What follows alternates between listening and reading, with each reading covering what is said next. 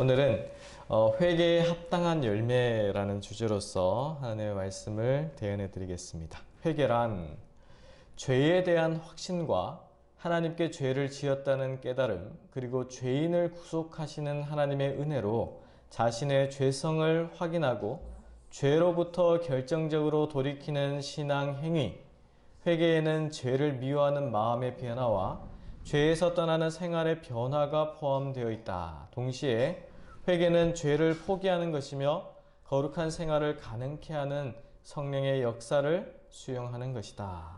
사단으로 향하는 인간의 마음이 다시금 하나님께로 돌아오게끔 하는 것이 바로 회개입니다. 내가 의인을 부르러 온 것이 아니요 죄인을 불러 회개시키러 왔노라. 그분의 말씀이, 우리를 초청하는 이 말씀이 우리에게 주어지지 않았다면 우리의 생애는, 우리의 인생은 어땠을까요? 이 회개를 통해서 그리스도께로 돌아온 이들에게는 하나님께서 준비하신 선물을 또한 주시겠다라고 성경에 기록되어 있습니다. 베드로가 가로되 너희가 회개하여 각각 예수 그리스도의 이름으로 침례를 받고 죄 사함을 얻으라. 그리하면 성령을 선물로 받으리니. 오직 성령의 열매는 사랑과 희락과 화평과 오래 참음과 자비와 양선과 충성과 온유와 절제니 이 같은 것을 금지할 법이 없느니라.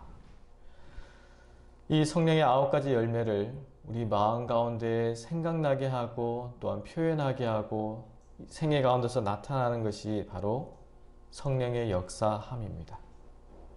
그래서 성령의 역사함이 있는 자들은 바로 그리스도와 더욱 가까이 교제하고 있다라는 것을 나타내는 자들이고, 그러한 자는 끊임없이 하나님께로 돌아오는 회개의 경험 가운데 있는 그리스도인들이다 라는 것을 증거하고 있는 것입니다.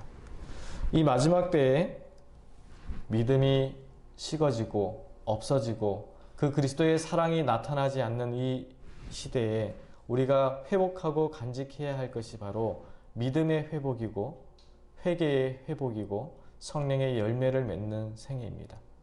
우리가 이 생애를 통해서만이 유일하게 믿음 안에서, 그리스도 안에서 충성되게 굳건하게 신앙생활을 할 수가 있습니다.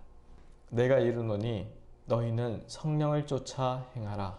그리하면 육체의 욕심을 이루지 아니하리라. 그 사람들은 회개에 합당한 열매를 맺었다. 그들은 믿고 침례를 받았으며 그리스도 안에서 새로운 피조물이 되어 새 생애를 하기 위하여 일어났다. 그들은 전에 행하던 그들의 정욕을 따라 자기 자신들을 꼴짓지 않고 하나님의 아들을 믿는 믿음으로 말미암아 주님의 발자취를 따르고 주님의 품성을 반사하며 그분의 깨끗하심과 같이 그들 자신을 깨끗하게 하였다. 그리하여 전에 미워하던 것을 이제는 사랑하고 전에 사랑하던 것을 이제는 미워하게 되었다.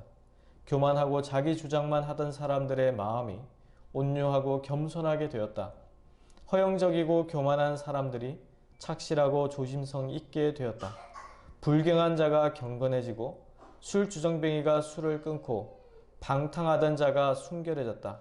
세상의 허영은 버려졌다. 신앙 부흥은 마음을 깊이 살피는 일과 겸비한 정신을 주었다. 그 부흥들은 죄인에 대한 엄숙하고 열렬한 호소로 또한 그리스도의 피로 산 영혼들에 대한 애절한 동정으로 특징 지어졌다. 남녀들은 기도하고 영혼의 구원을 위하여 하나님과 씨름하였다. 그와 같은 신앙의 부흥의 결과로 극기와 희생을 두려워하지 않고 도리어 그리스도를 위하여 비난과 시련 받는 것을 합당히 여기고 즐거워하는 사람들이 나타났다. 사람들은 예수님의 이름을 부르는 사람들의 생애에 나타난 변화를 바라보았다. 지역사회는 그들의 감화로 유익을 얻었다. 그들은 그리스도와 함께 모이고 성령으로 씨를 뿌리고 영생을 거두었다.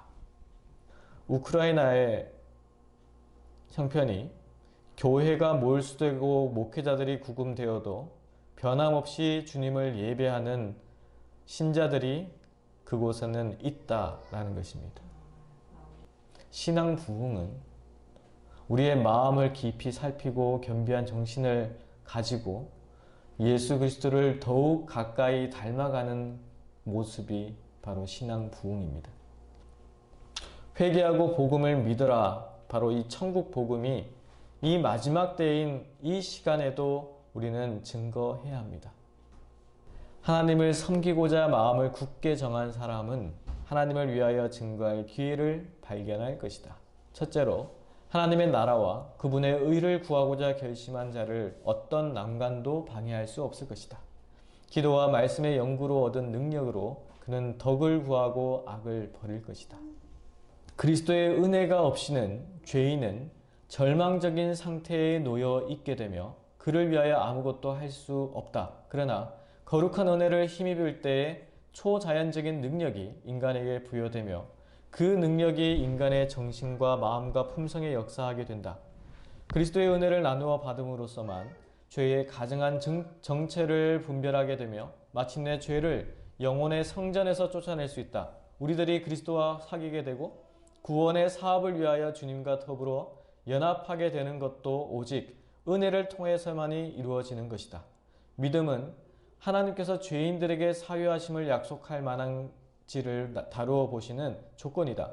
그것은 믿음 안에 구원을 얻을 수 있는 어떤 공덕이 있어서가 아니라 죄의 치유제로 마련된 그리스도의 공로를 그의 믿음이 붙잡을 수 있기 때문이다. 주 예수 그리스도의 은혜와 하나님의 사랑과 성령의 교통하심이 너희 무리와 함께 있을지어다. 땅이 스스로 열매를 맺되 처음에는 싹이요 다음에는 이삭이요 그 다음에는 이삭의 충실한 곡식이라.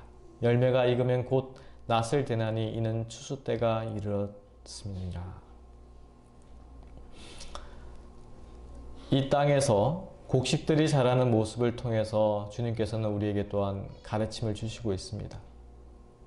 이 땅에서의 식물이 어떻게 자라나고 어떻게 열매를 맺는가, 우리의 마음의 밭에도 그 복음의 씨앗들이 어떻게 싹이 나서 어떻게 자라나서 어떻게 열매를 맺는가, 열매를 맺고 있는가 아니면 아직 열매를 맺지 않았는가. 열매가 익으면 낫을 되어서 추수를 해야 합니다. 그 시간도 늦춰지면 늦춰질수록 그 열매는 못 먹게 됩니다. 하나님께서는 그 열매가 완전히 익는 그 시간을 너무나 잘 아십니다. 이 마지막 때가 바로 세상적으로는 타락되고 영적으로는 영적인 암흑 가운데에 들어가고 있지만 이 시간들을 통해서 정말 하나님의 충실한 열매들은 익어가고 있는 것입니다. 거의 다 익었기 때문에 바로 지금 이 시대를 늦은 비의 시대다라고 이야기를 합니다. 하나님의 시간표는 정확합니다. 그래서 그 시간표에 따라서 이 낫을 되는 그 경험 가운데에 들어가고 있습니다.